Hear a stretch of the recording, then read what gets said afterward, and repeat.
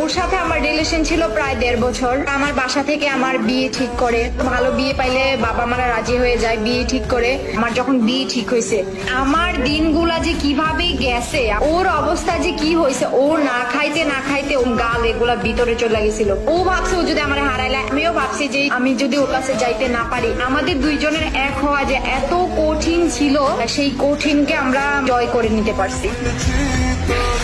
অনেক কষ্ট করছি, বিশ্বাস করেন। সব শেষে একটা কথা মনে হচ্ছে যে আলহামদুলিল্লাহ, যাকে ভালোবাসছি তাদের তো পাইছি, এখন তো সুখী আছি। ভালোবাসার মানুষ যখন পাশে থাকে তখন টাকা পয়সা কোনো কিছুর কথা মাথায় আসে না। আমি বমি করছি, বাথরুমে পড়েছিলাম, এই মানুষটা ছিল মানে একজন, আমার হাজবেন্ড, সে আমার সাথে ছিল। আপু শুনেন, আপনাদের অবশ্যই বাবা আমার জন্য মন খারাপ হবে, কিন্তু দেখেন এখন আমাদের বিয়ে হয়েছে, ফ্যামিলি ঠিকই মেনে নিছে। শুধু শুধু বাবা মাকে খুশি করতে যাইয়া আপনি একটা ছেলে জীবন নষ্ট করে দিয়েন না। যত বাধা আসুক, এখন ইনশাল্লাহ বিয়ের পর সবাই রাজি হয়ে যাবে।